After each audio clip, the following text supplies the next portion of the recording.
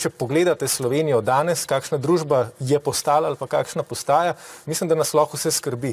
Pač skrbi nas lahko to, da praktično mi nimamo več nekih pravil, ki bi bile trdna in stalna, vse se vsak dan spreminja. Ne vem, da se bodo šole odprle v torek, so starši, učitelji in učenci izvedli v ponedeljek ob 6. popoldan.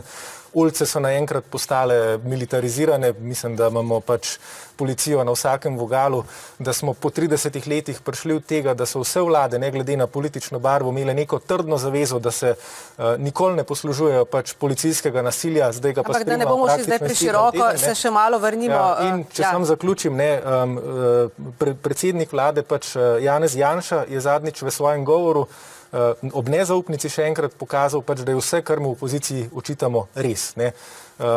Civilno družbo ne pojmuje kot vojsko opozicije, v bistvu je to vojna napoved, pač nekaj modelov družbe, kamor se politika naj ne bi vtikala. Z novinarji vidimo, kako počne. Bomo še nadaljevali. Ja, in skratka, nezaupnica je bila priložnost, da s tem kaosom končamo in da začnemo pač Slovenijo spravljati nekako v nek red, ki ga je ta vlada v zadnjih mesecih uničila. Tako da jaz se nikakor ne morem strinjati za oceno, da je Desus kakorkoli prispeval k stabilnosti. Obratno, Slovenijo je potisnil še naprej v ta kaos.